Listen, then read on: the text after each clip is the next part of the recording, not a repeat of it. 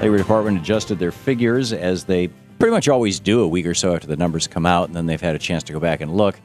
And yes, President Obama has created net new jobs. Not only has he dug out of the hole that George W. Bush created, which echoed into the first few months of his administration, but he has created jobs in addition to that, which is something more than George W. Bush could say. I mean, when Bush ended his presidency, he was at zero. No new jobs in 8 years.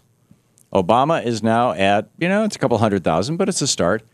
He's creating new jobs. Meanwhile, though,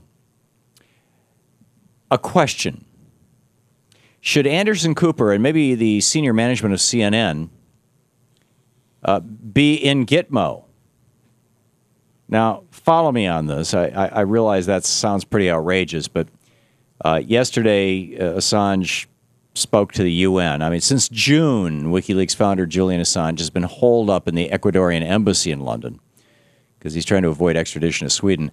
And the reason he doesn't want to go to Sweden is because he's got pretty good evidence that they intend to send him to the United States, where he would meet the same fate as Bradley Manning or even worse. His crime, in my opinion, being a journalist. There's only one industry specifically mentioned in the Constitution.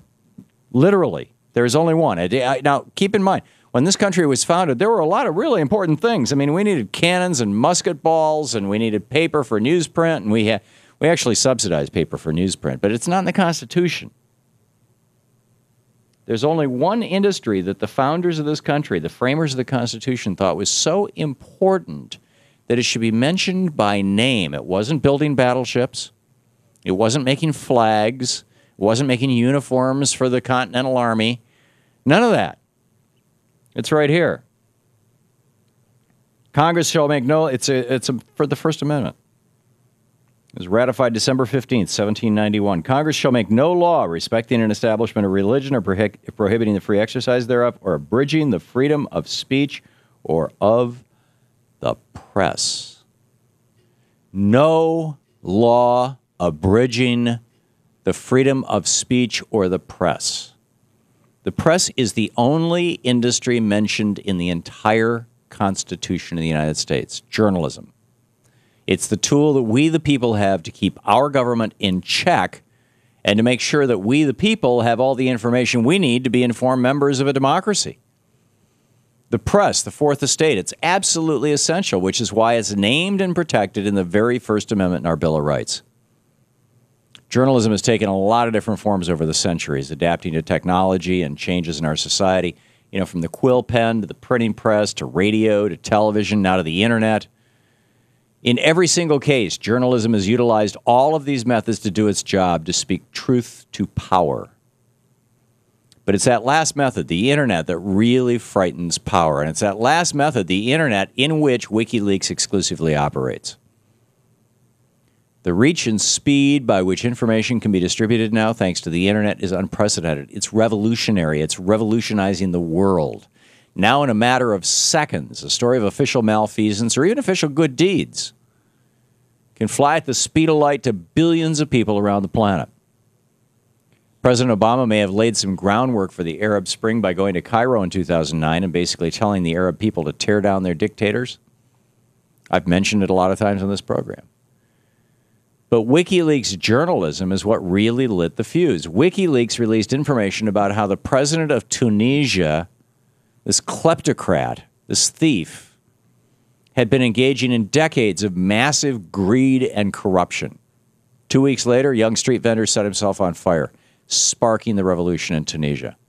WikiLeaks released information about the greed and corruption of kleptocrat Muammar Gaddafi and his sons in Libya. And just like clockwork, that country was well on its way to being swept up in revolution. It was WikiLeaks that released information about Egyptian President Hosni Mubarak's plan to never leave office, even though there were so-called presidential elections coming down the road.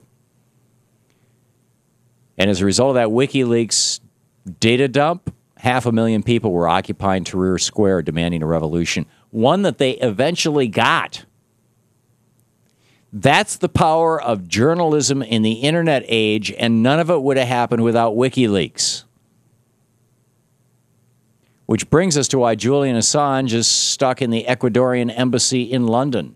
He's wanted not by Arab nations. They've seen firsthand the damage his revelations can cause to established regimes, but many of those established regimes are now gone. He's wanted by us, by Western powers, principally the United States and, our buddies like Sweden. I mean, let's face it, WikiLeaks is in part the 21st century version of what the New York Times was 2 centuries ago. Both entities receive information from whistleblowers. Both entities publish that information. In fact, the New York Times published much of the exact same information that WikiLeaks did. But nobody there is going to jail. They haven't been the subject of federal investigations. Prominent lawmakers and government officials are not calling the editors at the New York Times enemies of the state, which is the phrase that they just applied to Julian Assange. No one is declaring CNN's Anderson Cooper a terrorist for reporting on what could be state secrets found in Libyan Ambassador Chris Stevens' personal journal. Remember that video that WikiLeaks exposed showing our helicopter pilots gunning down, I believe they were Al Jazeera journalists or Associated Press, one or the other. There were a couple of journalists there in Iraq. It went viral around the world. It was a war crime right there in front of all of us, committed by our people, terribly and tragically.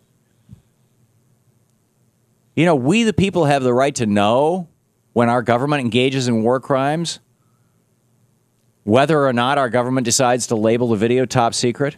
We absolutely have a right to know, which is allegedly why Bradley Manning, who is apparently just as concerned about all this as all of us should be, allegedly posted it on WikiLeaks. That's journalism. That's not espionage or treason. Getting stories like that out there is journalism in literally the purest sense of the word. Yet Julian Assange, giving a speech to the United Nations, goes through a list of U.S. government agencies that are currently investigating WikiLeaks. Those government agencies identified so far as a matter of public record having been involved in this investigation include the Department of Defense, CENTCOM, Southcom, the Defense Intelligence Agency, the U.S. Army Criminal Investigation Division, the United States Forces in Iraq, the 1st Armored Division, the U.S. Army Computer and Crimes Investigative Unit, the CCIU, the 2nd Army Cyber Command. Is a political prisoner in the West today because the most paranoid within the U.S. government are afraid that they could be embarrassed or maybe even prosecuted for war crimes. And they have this fear for a good reason. Our government is no longer solely the property of we the people. It's now also, in large part, thanks to the Supreme Court, owned in part by the transnational corporate elite and their military-industrial complex. Our media belongs to the corporate elite, just a handful of corporations who own pretty much everything we see in the news media. In Europe, unelected technocrats and banksters have taken over what used to be democratic governments. And one of the few forces out there that hasn't yet been totally brought down by this corporate coup d'etat in the Western world is WikiLeaks. That's why they're a threat to those in power, including those in corporate power. Journalists have always been the underdog in their efforts to speak truth to power. They've been censored, they've been smeared, they've even been murdered. This is nothing new. John Adams, 2nd President of the United States, shamefully shut down opposition newspapers and jailed their editors in the biggest event of his presidency, the passage of the Alien Sedition Laws. Back then in 1798, Thomas Jefferson left town in protest. Historically, our press has been really important. We can't see it marginalizing it.